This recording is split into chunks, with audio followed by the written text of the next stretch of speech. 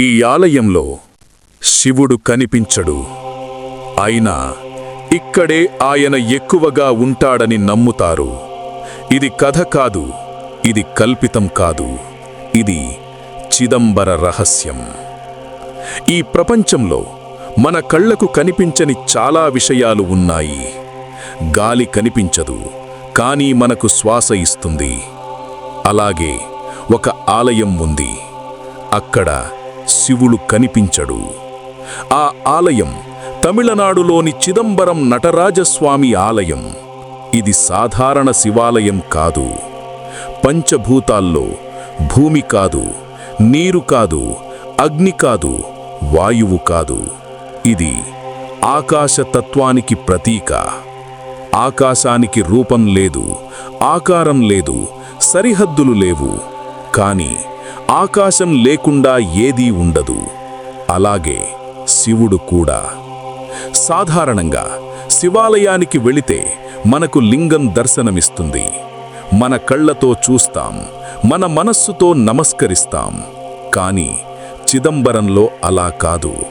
ఇక్కడ గర్భగుడిలో శివుడి పక్కనే ఒక పర్దా ఉంటుంది. ఆ పర్దా వెనుక ఏముంటుందో తెలుసా? బంగారు విగ్రహమా? అద్భుతమైన రూపమా? లేదు. ఆ పర్దా తొలగించినప్పుడు కనిపించేది ఒక్కటే, ఖాళీ స్థలం.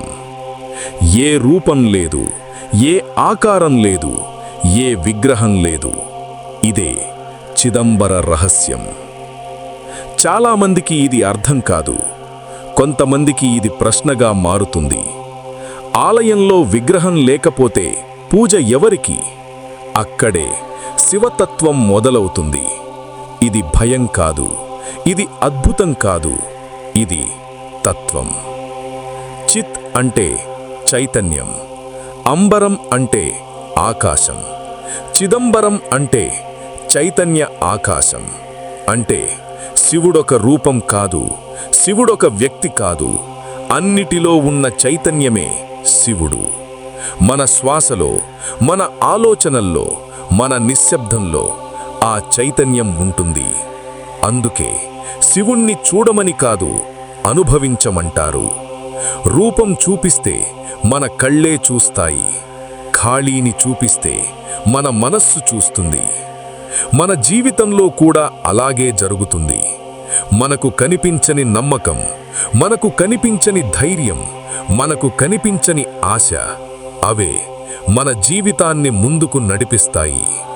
శివుడు కూడా కనిపించడు, కానీ శివుడు అన్ని చోట్లా ఉంటాడు.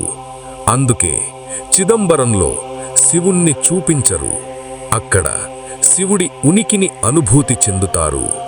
అందుకే అంటారు, చిదంబర రహస్యమంటే శివుడు ఎక్కడో లేడు, అన్ని చోట్ల శివతత్వ రూపంలో ఉన్నాడు. మన లోపల ఉన్న నిశ్శబ్దమే శివతత్వానికి అద్దం.